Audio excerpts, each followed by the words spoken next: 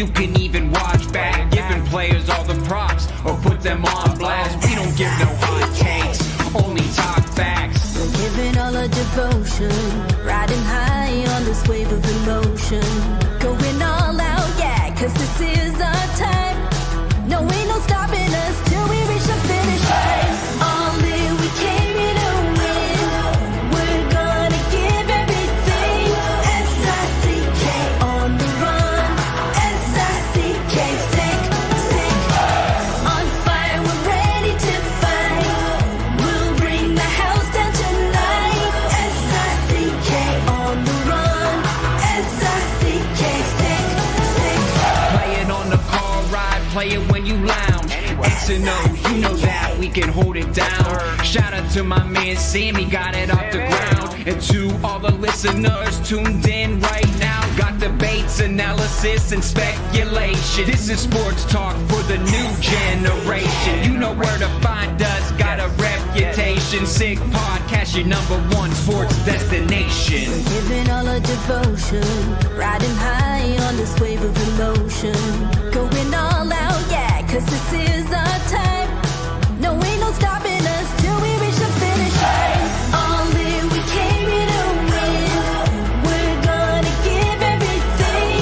S-I-C-K on the run. S-I-C-K, sick, sick. On fire, we're ready to fight. We'll bring the house down tonight. S-I-C-K on the run. S-I-C-K, sick, sick. S-I-C-K is the sickest podcast. Tune in for the audio, or you can even watch back. Giving players all the props or put them on blast. We don't give no hot takes, only talk back. S-I-C-K, S-I-C-K, S-I-C-K, S-I-C-K, S-I-C-K, S-I-C-K, S-I-C-K. All in, we came here to win. We're gonna give everything. S-I-C-K on the run. S-I-C-K, sick, sick. S-I-C-K, it's the sickest podcast. Tune in for the audio, or you can even watch back. Giving players all the props or put them on blast. We don't give no hot takes, only talk facts. We're giving all our devotion, riding high on this wave of emotion. Going all out, yeah, cause this is our time. No, ain't no stopping us till we reach the finish line. All in, we came here to win. We're gonna give everything. S-I-C-K on the run. S-I-C-K, sick, sick.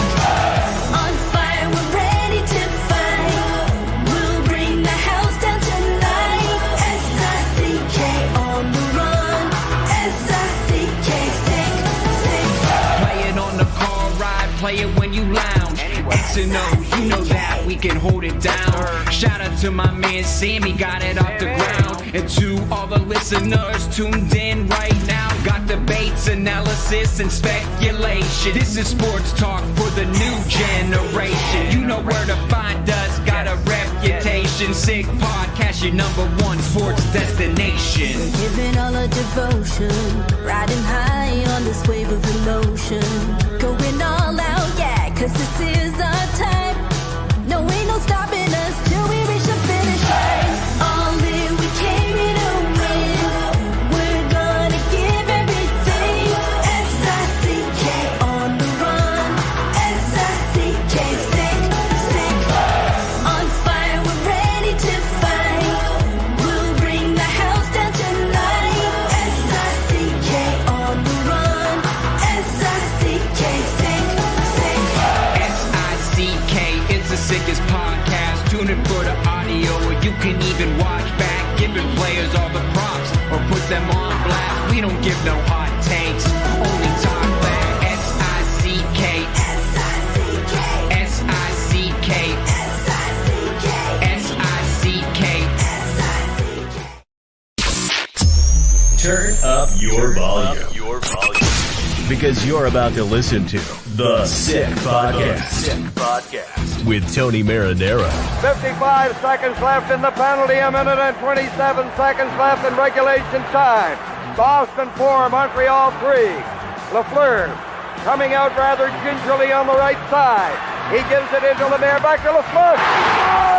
The sickest Montreal Canadiens podcast. You're in the ball! Sports entertainment like no other. Rejoint, on lui fait perdre la rondelle, une passe devant. Et c'est le dégagement et ce sera la victoire des Canadiens. Coupe Stanley pour les Canadiens. Le 23e de l'histoire. You found the dogs! John, you found the dogs! He found the dogs! And all together, they worked a young team to the top. And now, a 24th Stanley Cup banner will hang from the rafters of the famous Forum in Montreal. The Canadiens win the Stanley Cup. Brought to you by Energy Transportation Group. Driven to be different. La Vida TV. Embrace your true nature. And Playground, your premier gaming destination. It's gonna be sick. Marinaro on this Monday, February 24th. I had a chance to do it yesterday in person, but I didn't have a podcast yesterday, so I'm going to do it now, and I'm going to wish my son Anthony a very, very happy 22nd birthday. So once again, that was yesterday on Sunday, February 23rd. So Anthony, if you're watching right now, happy birthday. If you're not watching, how are you not watching your father as he's trying to earn a living? It's unbelievable. Jump on the Sick Podcast train, Anthony. It's about time. The Sick Podcast brought to you in part by Energy Transportation Group, a leading full-service logistics provider serving all of North America, driven to be different. We're going to talk Montreal Canadiens hockey with Eric Engels of Sportsnet at sportsnet.ca in about a minute or two. Not before I talk to you about Bittt Tibi right there in the fridge. They launched their new Ultra Lager, a refreshing, thirst-quenching beer perfect for the chilly winter days. Only 90 calories, 2 grams of carbs, 4% ABV per can, available in a pack of 6 and 12 in grocery stores all around the province of Quebec. Ultra light, ultra refreshing. Shane Gaumont is at Master Control tonight as the Cavaleros are living it up in Indianapolis for the NFL Combine. They're going to be there all week. Without further ado, let me bring him in after a very busy couple of weeks working the Four Nations face-off. He is back now covering Montreal Canadiens hockey. Eric Engels, Sportsnet, how are you? I'm good, Tony, man. How are you? I'm doing extremely well. The Canadiens, this is the way to pick up where I'm not so sure it was where they left off, but this is the way you want to start after the couple of weeks off of the Four Nations face-off. You want to go into Ottawa. You want to win a big game. The Montreal Canadiens are exactly right now where they said they wanted to be at the end of last season at the golf tournament this year. Prior to training camp, during training camp, and during the season, they told us they wanted to be in the mix. There's a couple of Western Conference games tonight that do not impact where the Canadiens were in the standings. Prior to tonight's games, obviously, the Detroit Red Wings hold the first wild card spot with 64 points. The Senators hold the second with 62. Now it gets really interesting. Columbus also has 62, same amount of games played as Detroit and Ottawa, but they have 2 wins less than those teams. Boston have 61, and they've played a game more than those teams. The Rangers have 60, same amount of games as Detroit, Columbus, and the Ottawa Senators. The New York Islanders have 57 points. They have a game in hand on Detroit, Ottawa, Columbus, and the New York Rangers. And of course, there is the Montreal Canadiens. We'll talk about them. They have 57 as well. 5 points out of a wild card spot, 5 points behind the Ottawa Senators. That was a big win versus the Senators because it was one of those quote unquote 4-point games. The Montreal Canadiens lose that game. They're at 55. Ottawa is at 64. Actually, it almost felt even more than a 4-point game. Big win. The Canadiens will host the Carolina Hurricanes tomorrow night at the Bell Center. Eric, there's a lot of things to be happy about with the Canadiens' performance on Saturday night. None more so than Juraj Slafkosvky. This is an amazing story. Why? Well, it's only one game, but the reason why it's an amazing story is because Anthony Martineau of TV Sports asked Juraj Slafkosvky about a week ago, do you watch the Four Nations face-off? And he said, yeah. And he said, I'm just wondering, what you thought of Brady Tkachuk. And Juraj smiles and says, it's funny you bring him up I just got out of a meeting with Adam Nicholas. He showed me some footage of Brady Tkachuk, and he told me, Juraj, if you want to have success in the National Hockey League, you gotta play like that guy. You gotta take parts of his game and you gotta bring it to the table. And Juraj said, you know what? 6'3", 225. I have the body. They're both wingers. They both shoot left. He likes the way Brady Tkachuk plays, and he said, you know what? I like that, and I know I can do it. Well, one game doesn't make a season, Eric, but he definitely did it on Saturday with Brady Tkachuk watching the game because, of course, he's out with an injury. That's one of the two best games that Juraj Slafkosvky has played in the National Hockey League. Eric, obviously, the other one that comes to mind is the game in which he scored a hat trick. But once again, on Saturday night, he picks up a goal. He has 5 shots. He has 8 hits, and he has a fight. Yeah, I think it was his best game in the NHL, and I don't really care about the numbers, although the 8 hits certainly stands out as the blueprint that, okay, he's not going to get 8 hits in every game, but if he leads with that type of physicality, it opens up the space for him to get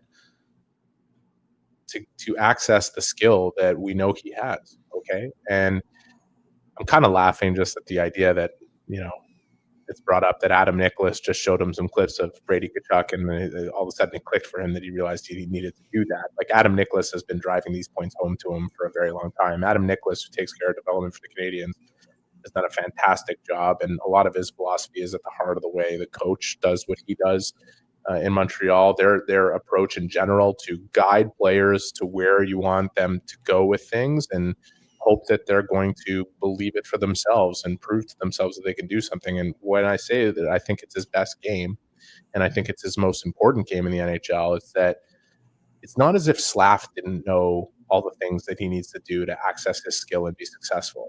But what he believed was the blueprint to doing that seemed to be different from what the Canadiens were preaching to him nonstop. And that's understandable, right? Like, if you look at the way he played to get to the NHL, he never had to be the guy who was bruising people in the corners and throwing the hits and opening up space for his line mates. He was the guy going to the slot, waiting for the puck and making things happen with his hand skills. He's got great skill. And it takes a long time to figure out how to do it at this level when you've never done it before. And I just think why it was so important, Tony, is that he took all the advice he's been getting all year, all the advice that he said that he knows he needs to do this. He needs to keep his feet moving. He needs to be physical. He needs to finish his checks. But for whatever reason, he just wasn't doing it because I think some of the success that he had last year blurred his vision of what leads to his success. So for him to have this game that he had, Tony, not because now all of a sudden he's the new Slaf and he's going to throw 8 hits every time he gets on the ice. It's that it reinforces to him what he needs to start with in order to get to the other parts of his game that make him a number 1 pick overall. If the Canadiens want him to play more like Josh Anderson, it wasn't because they wanted to turn him into Josh Anderson. It's because they know that if he plays more like Josh Anderson, he will get to those skills and abilities that he flashed to score 30 points over his last 33 games last year. And look at the game the other night. Like, I know he only had 1 goal. He basically set the table for the first one that was scored by the Canadiens with a huge hit on the forecheck. And he owned the game. He dominated the game, and he made other people that he was playing against feel as though his presence would be something that would be difficult to stop. But most importantly, he proved to himself that there is a blueprint for him to follow to be successful in this league. That's key. Yeah, I'm not going to say that I'm shocked by his performance because, to tell you the truth, I'm not shocked and I'm not surprised. And there's several reasons why I am not. Number one, I don't think you become a first overall pick in the National Hockey League for no reason, right? I mean, so there's going to be games where he's going to dominate, and Saturday night was one of them. Number two, he has the size and he has the intangibles. Number three, this guy's got something to prove. He wasn't happy with his games prior to the break up until that point, and obviously he is very, very motivated to finish the season very, very well. Even though the new contract doesn't kick in, it'll kick in next year. It's been brought up that, maybe, the stress of the contract, the pressure that comes with it, or maybe just actually sitting on that contract, which is to come. These are all different things, but I'm going to tell you this. Where I would be surprised is if he can play that way for a consistent amount of time, for a significant amount of time, because if you would have told me Juraj Slafkosvky and the comparable is Brady Tkachuk, I would say, well, to take certain things from Brady Tkachuk's game and apply it, yes. To play like Brady Tkachuk, no.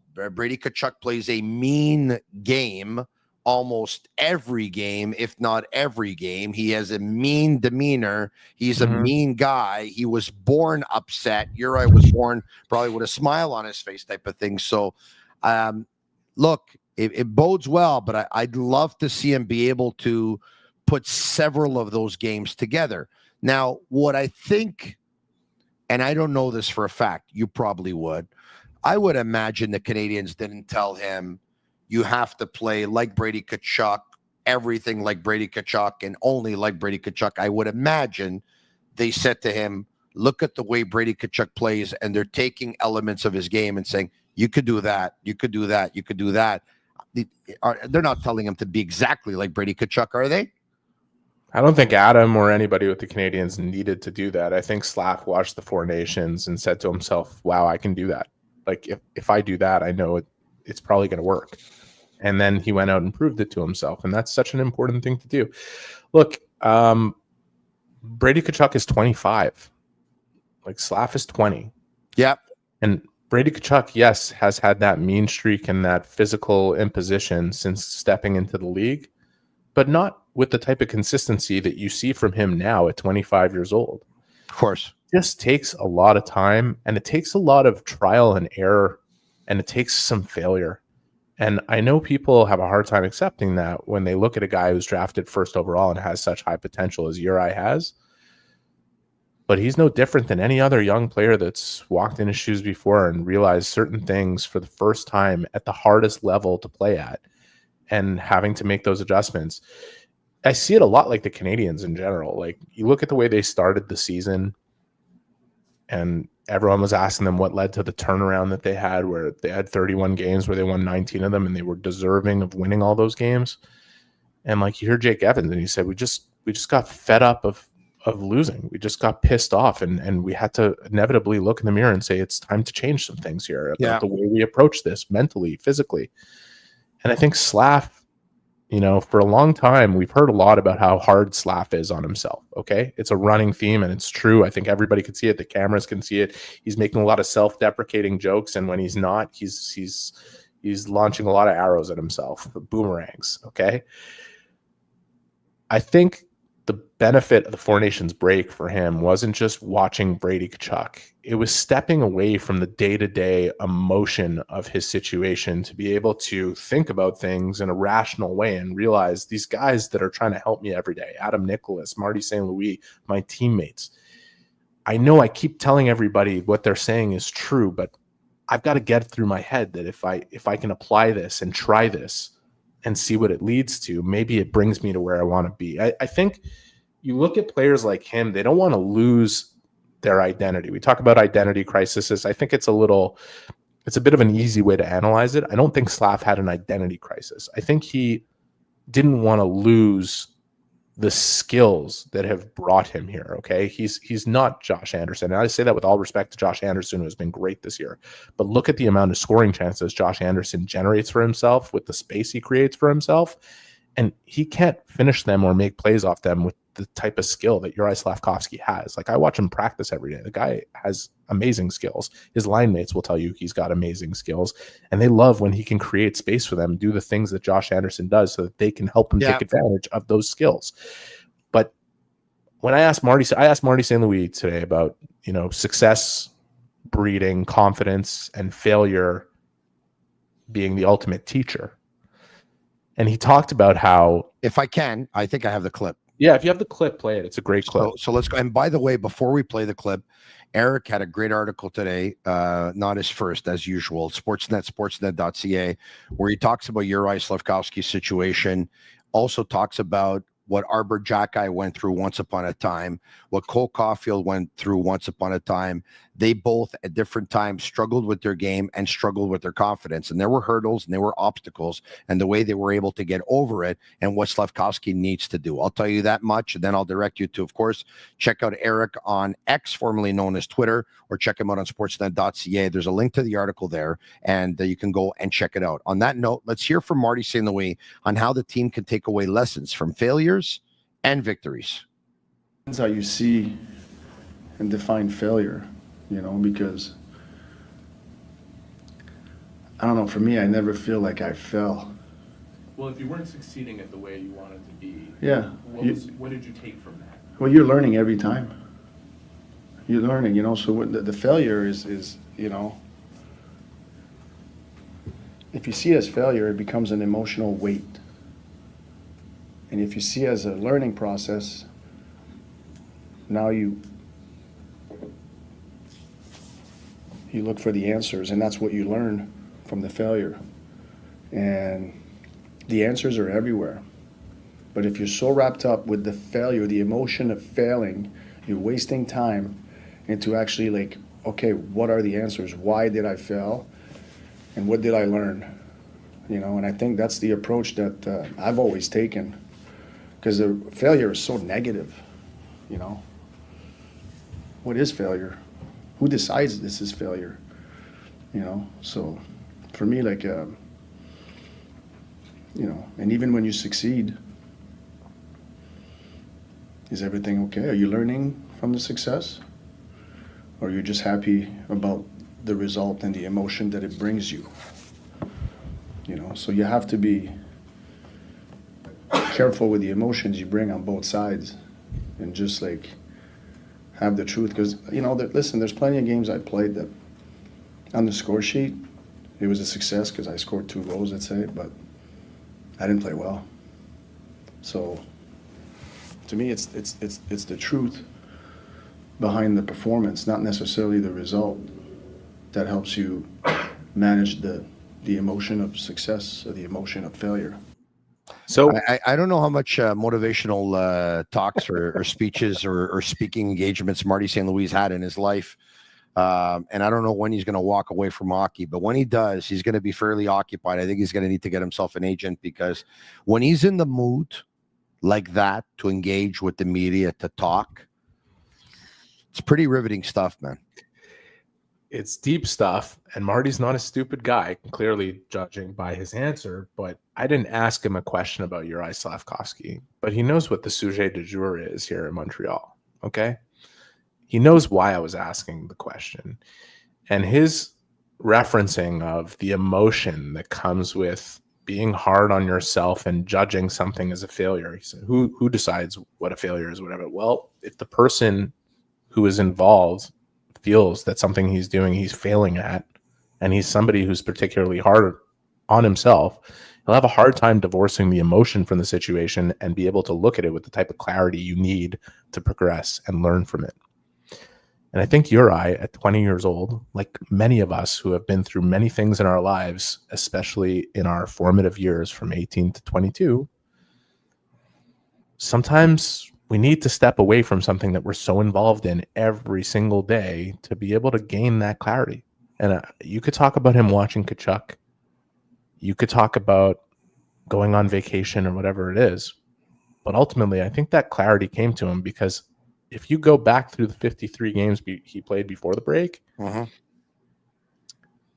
he seemed to say all the right things about knowing he needs to move his feet and knowing he needs to finish his checks, and just not doing it when the game started, relying on the hand skills and the trying to make cross ice touchdown passes on the breakout. And just, I think he really had a hard time getting away from the emotions he was feeling and approaching his job with the type of clarity that everybody seemed to be willing to provide to him. And the point of my article today was that you can lead a horse to water, but you can't make him drink. I think the Canadiens, Marty St. Louis, Adam Nicholas, go through the list of their development staff, their coaching staff, have done such an incredible job of creating environments in their practices for players to become problem solvers. That's one of the most advanced things we've seen, and it's the reason why development has been, no matter what the results have been for the team, quite healthy. When you look at the progress of guys like Jacky and Caulfield, who you mentioned before, Caden Gooley and where he's come to, despite stepping in as a very impressive player, Nick Suzuki, what he's become, under St. Louis and Nicholas and all these guys, is that they create these environments where you have to go and solve problems by yourself. And then if you start to think like a problem solver, it helps you in a game, right? You're training this methodology over and over and over again until it comes through in the game itself. Fair enough, and I agree with everything you said. But is Juraj Slafkosvky a better player up until last game, dude, than he was in the second half of the season? So let's forget about last game for a second. Like all that stuff was there already. The point is that all that stuff was there, okay? But St. Louis, Nicholas, whoever you want to talk about, can't access it for him. They can guide him towards it, but ultimately it's his decision. Marty always says it starts with the player. It ends with the player also, okay? There's Marty some knows basics, though. There's and I'm playing devil's advocate, by the way, obviously, as you can see, right? But some basics of not having a stick on the ice at all times. Sometimes having a stick even in an awkward position where he can actually cut off passing lanes. Like, I understand, like, you can lead a horse to water, but you can't make him drink, or he's got to drink by himself. But those are basics that I'm talking to you about. They can't play the game, Tony. When you have something, and I'm sure you've had this in your life, where the results are not coming and they're consistently not coming. Yeah, it becomes very easy to get tunnel vision on the results versus the process that will lead to different results. I go through that all the time. And that's not regardless of how much experience I have. That's not exclusive to Juraj Slafkosvky. It's not exclusive to Kirby Dach. It's not exclusive to anybody who struggles. Like, everybody has to go through these things. I was talking with Arbor Jacky about it today. He had some great comments about how he realized certain things. Things were being said to him over and over again, but finally when it clicked for him and he's able to identify the mistakes he's making himself and walk into the coach's room after Saturday's game where he wasn't at fault for any goals against or anything like that, but he had one play in the game he wanted back, and he walked into Adam's office and said, I was on the wrong side of this guy on this and that. And the quote from Arbor is, that's when you become the teacher. And when you start to teach yourself things, because the environment has been created and has manipulated you in such a way that you start it, the learning becomes on another level. Well, that's what I think is so important with what happened with Slafkovsky the other night. I'm not saying he's going to replicate it over each of the next 25 games, okay? But he's created a baseline for himself and proven to himself that something he did worked, and worked differently than anything else he's done, even through those 30 games where he played great hockey for the Canadiens last year, okay? It's figuring out what's the access point to getting my skill to shine through. And it is doing the stuff that Josh Anderson does regularly, because his skill is on another level from what Josh Anderson's is. So I just think it's cool to get inside this stuff, the thought and development and stuff like that. At the end of the day, it's no different than when Marc Bergevin was running this team and he used to say it depends on the player. The player is most responsible for their own development. That hasn't changed. But the people around these players and what they're trying to coax out of them, instead of just constantly trying to correct them and give them the answers, and it's leading them to come up with the answers by themselves, which is also essential for this generation of kids that have, like, for the most part, never been yelled at by their parents. They've never faced such hard things. They've had a lot of obstacles removed from their way, and the minute they see them for the first time, it's in the National Hockey League of all places, where it's there are people being paid. Slaf in Europe was never playing against players that were paid millions of dollars just to stop him. Like, that's a huge adjustment, no matter how much success you have early on. Sure. Cole Caulfield, Tony. He came in the league. He was immediately successful. What happened the next year when he came back? You think it was all Dom Ducharme's fault that he had 3 goals through his first 33 games of the season? I think he had 4 goals in his first 10 games or something like that. Did he not? Or was that in the playoffs? But anyway. That was when he came in. 4 goals. 4 goals in his first 10, another 4 and 12 points in 20 playoff games. Yes. And the next season, you think you have it all figured out. You've never struggled before, and boom. For the first time in Cole Caulfield's life, he wasn't scoring. And it wasn't because Dom Ducharme or anybody else was telling him, well, this is what you have to do and this is what you have to do. that he started, or because Marty came in, that suddenly he started scoring again. It was Cole himself being told these things and inevitably having to believe them. He got sent to Laval, scored a couple of goals there, and they brought him back. Realizing that you do have to make a certain change, even though what's worked for you in the past has always worked. So it's not different for any of these guys. It's just who are the people around them that get them to realize that. And I think the Canadiens have very good ones. Is Slafkovsky going to be able to score a goal tomorrow night versus the Carolina Hurricanes the way he did last game versus the Ottawa Senators? You can go all the way with Betway and get a free bet up to $200 if your first bet loses. Scan the QR code on the screen or click on the link in the details section to create an account, redeem your welcome offer. Offer is only available for new customers. Terms and conditions apply. Offers not available in Ontario. Must be 18 years of age and older. And please play responsibly. Marty St. Louis on letting his players figure it out. It's an important part because as coaches, the easiest thing to do is trying to correct everything now. Then it becomes too heavy sometimes. So sometimes you have to let it stew a little bit. You gotta let it stew. Let them can they figure things out a little bit? And I think it's an important part of any young player's process. You can't just try to coach everything. They become robots, and then you don't want that. So, I think the players have a big responsibility of finding their own answers. And like I said, we try to steer them and guide them. I'm not trying to overcoach them because I know what he could be, and I want it now. There's a timeline. There's a chain of event that's got to happen, and the players, when the players take responsibility and really have their own moments of reflection, and that's more powerful than me. Do this, do that. Man, that's music to my ears. I feel like giving Marty a high five if he was in front of me, because I got to tell you, if I were to play in the National Hockey League, I'd want to play for a coach like that who says, listen, you go out there and you do your thing. I'm going to steer you in the right direction, but I'm not going to overcoach you. I'm not going to joystick you and tell you where to go and what to do and stuff like that, because then you're going to end up being a robot. I want you to be natural. And you know what? I think what he just said, that advice for any walk of life and whatever you do in any job, Eric, if your boss were to tell you to write a certain way, you wouldn't be able to do the kind of writing that you do. If my boss would tell me not to place some of the phone calls that I place to a Boston radio station, or not to troll, or not to call those sports bars, or not to call I'm not going to end up being me. And that's great advice that Marty St. Louis gave. Really great advice. So Marty's a great teacher, but he understands that experience is a better one.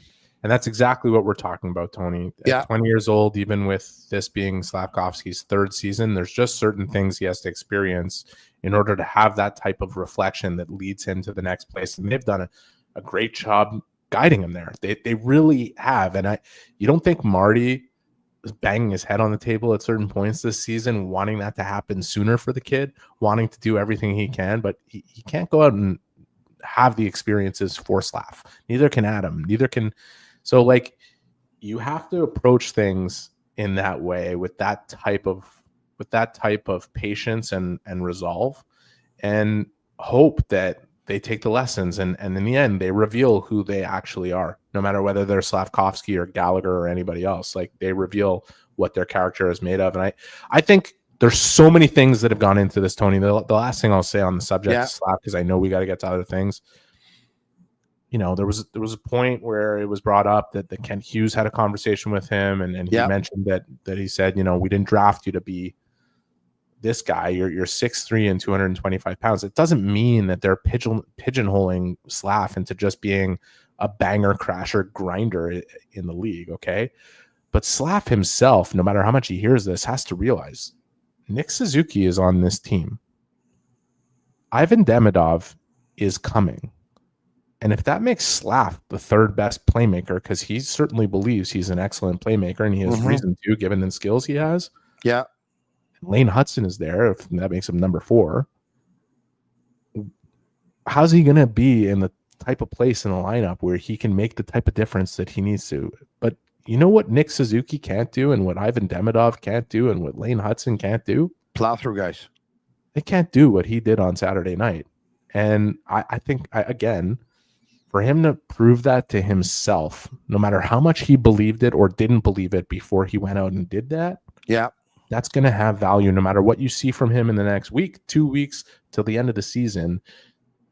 It's going to be in his mind that if he plays that way, he will be successful.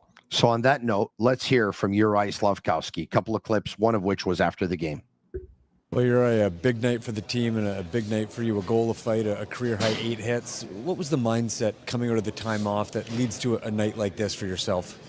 Yeah, I was rested and I was ready to play, ready to throw some body, try to get back into the game mode right away, and worked out pretty well at the end. You talk about throwing the body. You had a quote earlier in the week that said something on the lines of, you have to play like Brady Tkachuk to have success in this league. How often do you watch other teams, opposing games and players and take things from? Honestly, I watch every good player in this league and just trying to take away something. And he plays physical, and I have a big body. I can do the same thing. So yeah, I'm trying to take away something from everyone in this league, not just from Brady, but yeah, obviously. So I'm playing in the Four Nations, and yeah, showed up, played body, and I like that type of game. As a group going into the time off, it wasn't the best stretch for the team, a big win here. How much did you guys use the time off as a reset and a time to kind of get back at it fresh?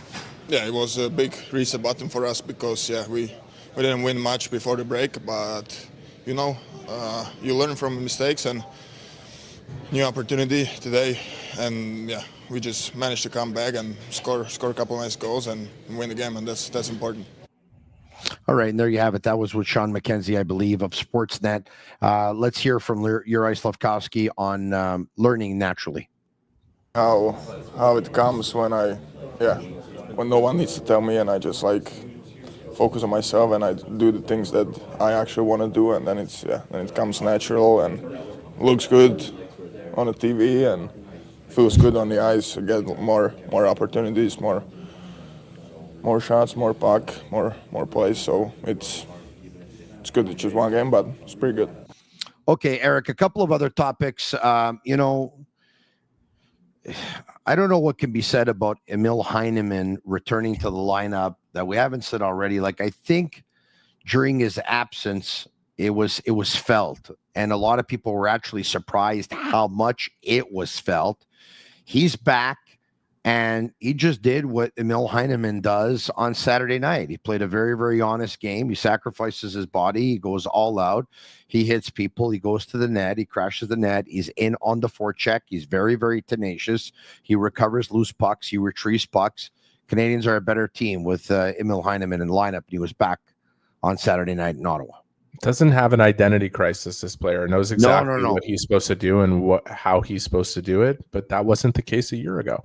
Yeah. No, he had not played hockey at this level before. He came to camp and was put on a line with Cole Caulfield and Nick Suzuki. They're thinking with his speed and his kind of north-south game and his physicality, he's going to do exactly what we've seen from him this season.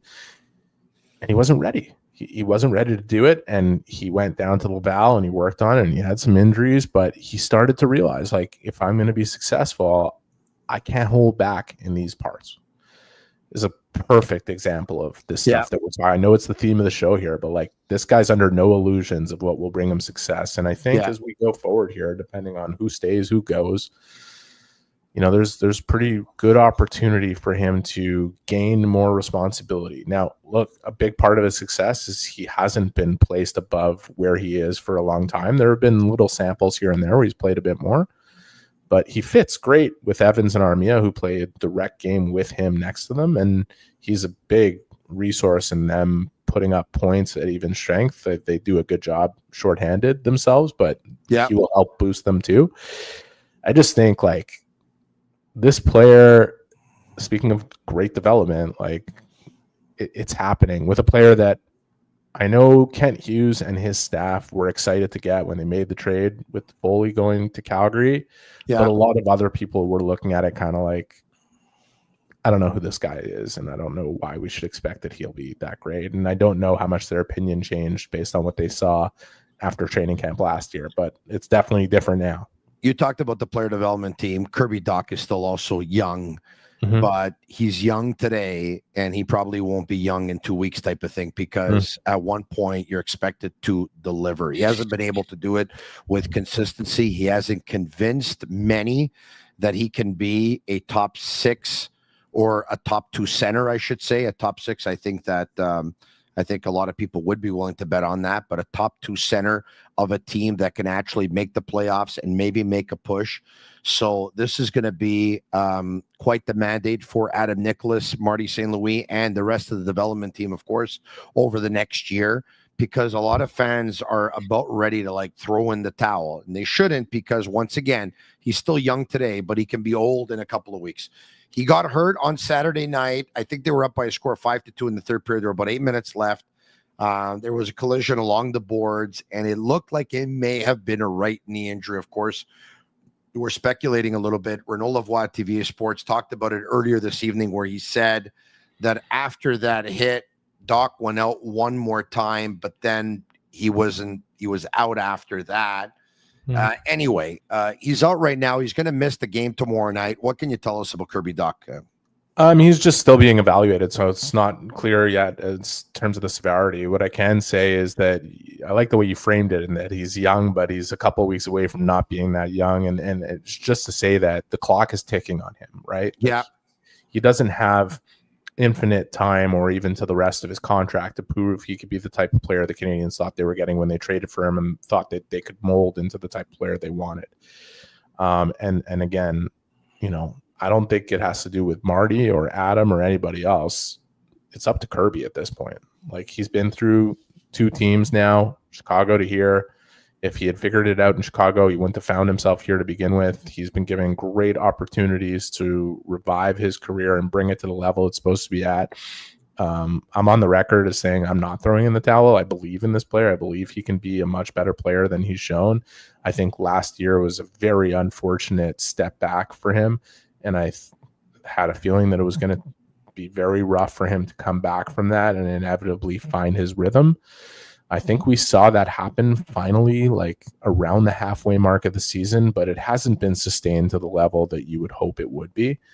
And he's just, he admitted to me he didn't approach the summer or he would change some things about the way he approached last summer. Yeah. I think he's got this summer to go out and do some things to change that.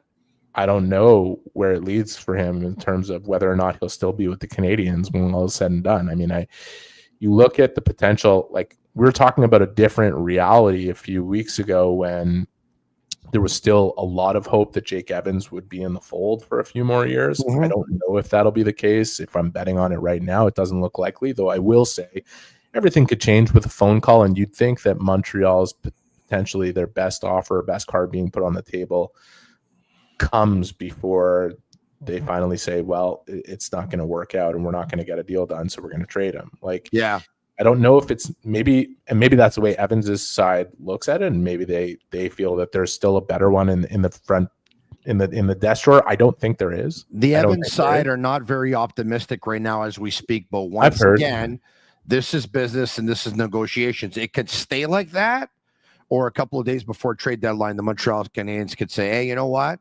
We're going to come back to you with this offer, and they might take it. So we'll see. Now, it doesn't look good.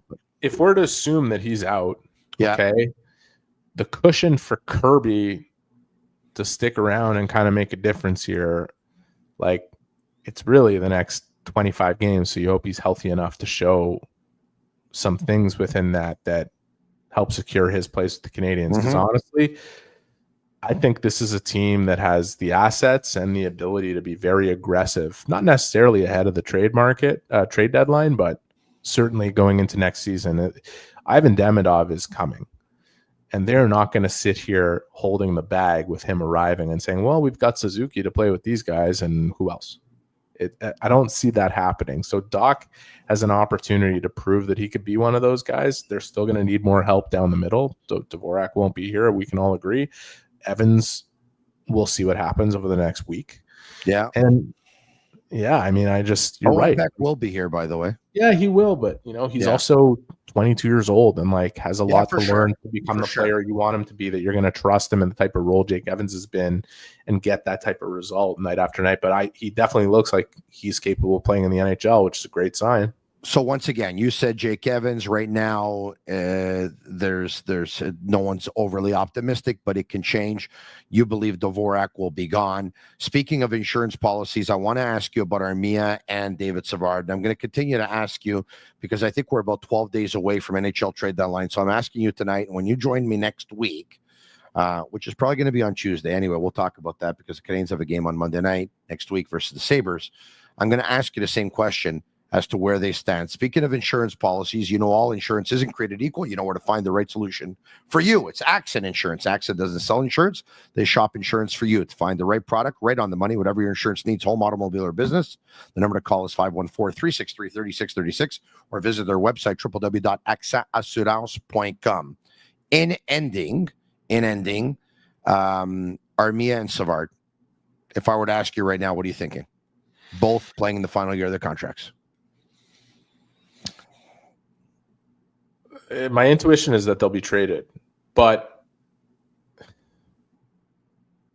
they got 2 games against Buffalo and 1 against San Jose between now and the deadline, and they've already won 1 against Ottawa. And I'm not saying the Canadiens are making their decisions based on what happens in this game and what happens in that one, and they've already had a plan for a while here, of course, to make their team better. And if that means through subtraction and gaining something else in the assets that help them make a big trade in this offseason or sign someone, whatever it is, that's what they're looking to do. And I just logically, that would probably include moving some players out. And the guys who have value are Armia and Evans, and Savard to a lesser degree, but potentially propped up by the fact that there aren't, as we've talked about, there aren't many right-handed defensemen on the market with his type of experience and his will to block shots with his face. I've said it before.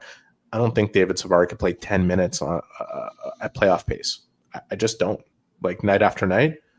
But if you're willing to take him for those 10 minutes and you're willing to give up a 3rd-round pick, I don't think the Canadiens are going to turn away from that. I'm doubtful that they can get that, but I'm not saying it's impossible given the market. And look, the other guys, we'll see. The one thing that's intriguing is like, I think everybody thought it was done and over with losing 8 or 9 games going in. But as I told you last time we spoke, like, I didn't think the Canadiens were going to lose 13 of their first 17 games. I didn't think they'd win 19 of the next 30, and I didn't think they'd lose 8 of 9. And I didn't think the Eastern Conference would be such a shit show. Like, anything can happen here, and you win games and win them in regulation and go on a run like Detroit did to find themselves where they are, where everyone was saying they were dead when the Canadiens were rising. Like, anything can happen in this conference. I will give an opinion on Christian Dvorak, Yoel Armia, David Savard, Jake Evans, and maybe even a player that plays for the Carolina Hurricanes. I'm going to do that in just a couple of minutes. Eric, I bid you good night. We have a couple of special guests that are going to come in. Thanks so much for doing this. Enjoy the hockey game tomorrow night. We'll talk to you soon. I can't wait to hear about your scenario. If you think all those guys are getting Mikko rented in, though, I don't know. It's coming in a couple of minutes, what I have to say. Thanks, Eric. We'll talk to you soon. Take care. All right. Okay. I want to bring in 2 very important people to the podcast, to the Sick Podcast. I talked to you about all of our sponsors thus far. They're all fantastic sponsors, and that includes Playground Poker. Playground Poker, I introduced Playground Poker to so many friends.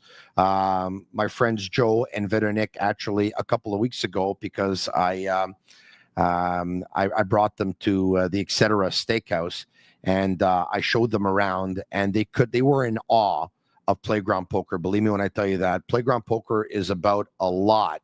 And if you haven't been there, you'll be in shock if you walk in, because you'll say, hold on a second. 20 minutes from downtown Montreal is a place this luxurious, this amazing, with this incredible customer service, which has so much to offer, amazing bang for your buck. Yes. And so much so that their poker room is so amazing that it was recognized and highly recognized and got the credit it deserves just recently. So without further ado, I want to bring in from Playground Poker, the VP of Gaming Ops, Ryan Bevens, and the poker director, Martin Lamer. Gentlemen, good evening. Thanks for doing this. How are you? Very good. Very good, Tony. Thank you. There you have Ryan in the wearing the red cap, and of course Martin on his right. Guys, I saw it. I've since seen it on social media, but a lot of our listeners and a lot of our viewers watching and listening, the poker room at Playground won the best poker room at the Global Poker Awards. Guys, Ryan, I'll start with you. Just how big are these Global Poker Awards? Huge. I mean, fans' choice. It's every poker player's dream. I mean, they all talk about the awards. They talk about our space. It's a niche market. We're insane. Poker players are insane, and that's where we go to get our information. And to be recognized as the number one card club in the world was utterly insane. Martin, you're the poker director once again at Playground Poker. For those who have never been there before, if you could actually paint a picture of what it looks like and what the experience is, what can you tell us? Well, the experience is amazing. That's why we've been been there since day one, and our customer service has always been excellent. That's why that recognition was also by our our players, because it was a fan's choice. So this means everybody, all our players, everybody in the industry recognized that we are the best poker room. And as you mentioned before in your introduction, customer service has always been our top priority. Not only we want you to come and have fun, but we want you to have the best experience playing poker. Ryan, I know your story because you and I have had lunch, and it's an amazing story. But if you can, once again, for everyone watching, you were in the United States. You've been in the industry for quite some time. There was a conference. You were one of the speakers. You know a thing or two about generating revenues for casinos. And you spoke at the conference. Some of the key people over at Playground saw you and said, hey, can we have a bite to eat? And next thing you know, there's a visa for the next several years. And you have moved to Montreal, of course, with your family, and you're now a part of Playground Poker. How long have you been at Playground? Just almost 2.5 years now. Okay, so talk to me about when you got the Playground and you saw that poker room that Martin was talking about, all right, which nowadays is you would say it was a very, very modest poker room, because now it's something absolutely extravagant and fantastic. What went into making the poker room what it is right now? Like, I would imagine there was more to it than, okay, we need X amount of square footage and we need X amount of tables and X amount of chairs. What was the vision that you had? What were some of the things you thought of? What were some of the things you wanted to see? So, coming from Caesars, looked a little bit different coming to Montreal. So when I looked at the old poker room, I mean, yes, it was a poker room. I was a bit worried right out of the gate because it's not what it is now. But the vision was quite clear from the top, from Phil, our fearless leader. He made it clear that this property, yes, we're going to be full service. We're going to have machines and restaurants and entertainment, but the heartbeat is poker. And they never change course. The for players by players mentality hasn't changed. It's very easy in our industry when you see machines to pivot all your focus to it, because people flock, to that area, but not at Playground. When I say it's insane, the heart that goes into it, the course that they laid. Yes, it's gorgeous. Yes, it's elegant. Yes, the customer service is top tier. And when you think poker, it's easy to forget, oh, it's just a poker room, but not here. When we know it, you've been here. It's full service. You can sit down and eat a steak for free. That never went away. That went away everywhere else. But here, no, they stayed the course, and it's been amazing since I've gotten here. That's right, folks. If you're playing at a cash game table, no matter what you're playing, and you're betting $1 or whatever it is, and you want to order like a New York strip, that goes for, I don't know, $40+ on the menu or whatever it is. They're going to bring a little table over to you and you're going to eat it, and you could continue to play, or you could take a break of like 19 minutes or whatever it is. It's unbelievable. Let's take a look at the video that's made its way through social media. Let's take a look at that video. As voted for by the fans, Playground Montreal. Holy crap. Martin. This is insane. First, I just got to say thank you to the awards. I mean, everyone here, it's insane to be here. I'm crazy nervous. I was thinking about this before, and I'm like, do I prepare something? No. Let's go with it. So first, I've got to thank all our players at Playground. They brought this place, put us on the map. We have crazy loyalty, crazy area. Who would have thought Ganawage, just south of Montreal, would house the best poker club globally? That is insane. So that's cool for us. That's really great. Yes. Yeah. Second, you know, we talk about families and the sacrifice. Yeah, I want to say hello and thank you to my wife, Jamie, my son, Ryder, my mom. They're all watching. That's great. But the families of everybody in here, the players, I mean, poker's about patience. And our families have to have a lot of it to put up with what we do in this industry. And it's cool. It's cool to watch it grow. Again, Playground, insane. Lastly, from us, I just want to say the staff at Playground, top-notch service. It's incredible. This is not us accepting. This is for all of them. And again, the last thing I want to say, Martin here, he runs a tight ship, deserves this. Well done, and thank you. And I know we're actually broadcasting the show in the room, so I want to tell all the staff, all the players, this is yours. Thank you. So amazing stuff. That was actually us listening to the video. You have a chance to see it on social media, and follow Playground Poker, of course, and Playground YUL on Instagram and all social media channels. Martin, before we let you guys go, talk to us about some, exciting events coming up at Playground Poker over the next little while. Well, we have actually the WSOP circuit that's coming in on March 24th, which is going to be a very large event with big guarantees. I think that's coming up, and we have a lot of other projects coming on this year. As you said, we're always trying to surpass ourselves, and I think this year is going to be a good year also for us, for the community, for the players. Everybody's going to enjoy it. Gentlemen, a couple of months ago, I was at Playground Poker. I was there a couple of weeks ago, but a couple of months ago when I was there, somebody said to me, and I was in the poker room on the 3rd floor, said, you know what? I've been to several poker rooms around Canada, and this is the nicest one I've seen. Well, guess what? The Global Poker Awards say that the poker room at Playground is not only the nicest in Canada, it's the nicest in the world, as voted by the fans. Gentlemen, once again, congratulations. And I've said this before, and I'm going to say it again.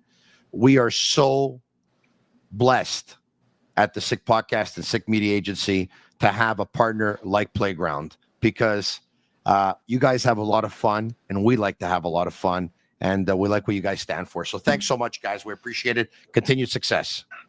Thank you. We just missed saying thank you to you in the Sick Podcast in our speech. We messed it up, but that's we'll get another shot at that next year. That's okay. You have something else to strive for. Thanks so much. We appreciate it. There you have it. Thank you. Ryan Bevens, the VP of Gaming Ops of Playground Poker, and Martin Lamer, who is the poker director. I promised you that I'd weigh in on Armia, on Dvorak, on Evans, and on Savard. I'm going to say this about Jake Evans, and I said it with Eric, is that if you talk to the Evans clan, because the Hughes clan is not, they're tight-lipped right now, but there is not a lot of optimism around the Evans clan right now. They're asking for a certain amount. They're asking for a certain amount of years. They obviously believe that their client is worth it. They're not budging, and the Canadiens aren't either. Let's not forget that the contracts that Kent Hughes has signed, he, a former agent himself, have been of great value to the Montreal Canadiens. I'm not going to say all of them, but the Canadiens have Caden Gooley at $5.5 million per year. They have Cole Caulfield at $7.85 million per year. They have Samuel Montembeault at $3.15 million per year. And, before those contracts were signed, a lot of people thought those players were probably going to get more than that. And then when you see that they didn't, you're like, oh my God, well, Kent Hughes. So these are negotiations that are going on. I know the Canadiens know and feel that Jake Evans is a really good player and they'd like to keep him here. But right now, both sides are really standing their ground and neither side wants to budge, which leads to the pessimism. But we'll wait and see because the trade deadline is 12 days away. As for Armia and as for Dvorak, as it stands right now, I do not think they're going to be back with the Montreal Canadiens either. I think the Canadiens would like to take a look at what's on the market. I think the Canadiens would like to make room for some other players going forward. For David Savard, I say this. I always thought that he was going to be traded, but David has slowed down quite a bit. I'm sure that another team would love to have him for a playoff push because of the leadership that he brings, whether he's a 6th or a 7th defense, but you never have too many players during the playoffs because you need what we call insurance policies. But if David Savard doesn't get a lot of offers, if the return for David Savard is not high, I would sit down with him and say, David, would you be willing to come back on a 1-year deal? Because if he would be the perfect number 7 defenseman for the next year for the Montreal Canadiens, because you don't want a young player in that number 7 hole because you want a young player to play. He's a well-liked teammate. He gives his heart and soul. He'll put his knees, legs, arms, teeth, whatever, you name it, in front of a puck for this team and sacrifice himself for his teammates. If he's willing to sign a 1-year deal, I would certainly like to bring him back for 1 year, and we'll go from there. Once again, NHL trade deadline is 12 days away. I know a lot of people are talking about Mikko Rantanen. The Carolina Hurricanes made him an offer. He didn't like it. They're very pessimistic right now about their chance of bringing him back. So it looks like they're going to put him on the market. Some fans are saying, you know what, how about him with the Montreal Canadiens? Folks, if he's asking over $10 million, a winger over $10 million, I don't see the Montreal Canadiens doing that. Not right now anyway. 3 years from now, yeah, they'll probably give $10+ million to Demidov if he plays to his potential, but I don't see them doing that with Rantanen. Huge game tomorrow night versus the Carolina Hurricanes, and as soon as the game is over, I'll be joined by Maxime Lapierre, a regular on Tuesday nights. Pierre Maguire's at Mario Lemieux Fantasy Camp at Pittsburgh. I'm not yet sure if he's going to join me. If he's able and willing and available, of course, he is very, very welcome. If not, it will be myself and Maxime Lapierre. If Pierre's available, it'll be all three of us. Until then, enjoy the hockey game tomorrow night. Thanks for watching. For Shane Gaumont and Master Control, I'm Marinaro, and if you're looking for the ultimate entertainment experience, look no further than Playground. From thrilling gaming and world-class poker to exquisite dining, live music, electrifying DJs, Playground has it all. Delivered with unmatched customer service, conveniently located just minutes from downtown Montreal, right across the Mercier Bridge. Why settle for less when you can have it all at Playground, your top destination for nonstop fun? Visit playground.ca for details. And once again, Playground Poker's Poker Room voted the best poker room at the Global Poker Awards. Congratulations, and thank you to all of our sponsors. If you like the podcast tonight, leave us a 5-star review. It's our way of feeling the love. For Gaumont and Master Control, I'm Marinaro. Talk to you again tomorrow night, right after the Habs and the Hurricanes. And that's a wrap. Hope you don't miss us too much until next time. Follow The Sick Podcast with Tony Marinaro on YouTube, Instagram, Facebook, Google Play, and Apple Podcasts. The Sick Podcast is brought to you by Energy Transportation Group, driven to be different. LaBi.tb, embrace your true nature. And Playground, your premier gaming destination.